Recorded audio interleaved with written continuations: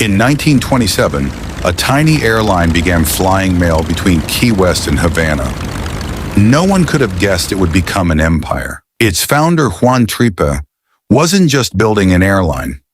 He was building the future of global travel. Pan American Airways launched the legendary Clipper flying boats, connecting continents that had never been linked by air. Flying became glamorous.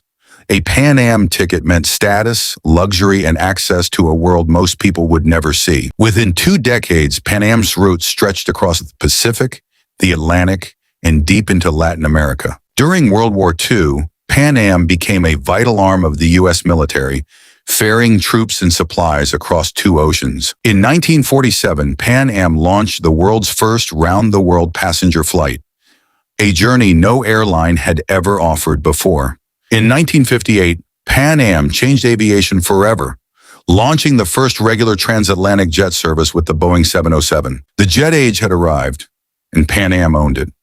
Flying across the Atlantic now took hours, not days. Its headquarters, the towering Pan Am building in New York, became a symbol of American power in the sky. At JFK Airport, Pan Am built the Worldport, a futuristic terminal that looked like it belonged to tomorrow.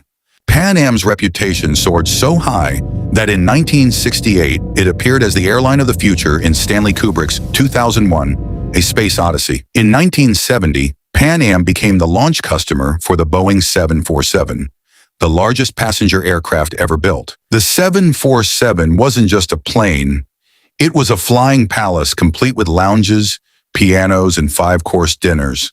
By the mid-1970s, Pan Am flew to more countries than any airline on Earth. It seemed completely untouchable.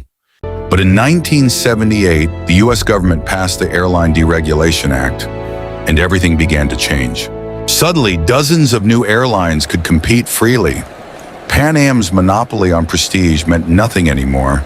Then came the 1979 oil crisis. Fuel prices tripled almost overnight, crushing airlines that relied on long international routes. Pan Am had no domestic U.S. network to fall back on. Every dollar it earned came from expensive international flying. In 1980, Pan Am bought National Airlines to finally gain domestic U.S. routes. But the merger cost far more than expected. Clashing corporate cultures and crushing new debt turned the merger into a burden instead of a lifeline. To survive, Pan Am sold its most valuable asset, the Pan Am building itself, in 1981. In 1985, Pan Am sold its entire Pacific division, the routes it had pioneered decades earlier, to United Airlines. Piece by piece, an empire was selling off its own foundations just to stay in the sky. On December 21, 1988, Pan Am Flight 103 departed London, bound for New York. It never arrived. A bomb hidden in the cargo hold detonated over Lockerbie, Scotland, killing all 259 people on board. 11 more people died on the ground. It remains one of the deadliest terrorist attacks in aviation history. A years-long investigation eventually traced the bombing to Libyan intelligence agents, triggering global sanctions and diplomatic fallout. The world's most glamorous airline was now defined by tragedy. Its name appeared in headlines for all the wrong reasons. Bookings collapsed, lawsuits piled up, and an airline already drowning in debt had just lost its most valuable asset: trust. Pan Am's debt became unmanageable. In January 1991, the airline that once ruled the skies filed for bankruptcy. Delta Airlines offered a lifeline, investing cash in exchange for Pan Am's most valuable remaining routes. Pan Am sold its profitable Latin American network to Delta, hoping the cash would finally buy enough time to survive. It didn't.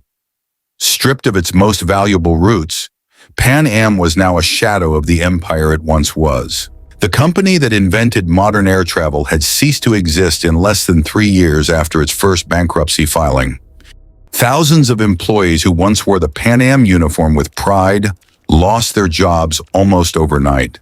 In the years that followed, entrepreneurs tried to revive the Pan Am name, launching small airlines that borrowed its legendary logo. None of them came close to recapturing the original scale. The Pan Am of legend could never truly be rebuilt. So what really killed Pan Am? It wasn't one single disaster. It was years of decisions that never adapted. It never built a strong domestic network. It never diversified its risk. And when the world changed, Pan Am didn't. Its name still lives on nostalgic posters, vintage bags, and even a television series decades later. But the empire itself is gone. Today, collectors pay small fortunes for Pan Am memorabilia, a strange afterlife for a company that once ruled the world. Pan Am didn't fall because it stopped dreaming. It fell because it forgot that even legends must evolve or vanish. Every empire believes it's too big to fail. History keeps proving otherwise.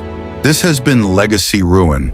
If you want to understand how empires fall, subscribe, because history never stops repeating.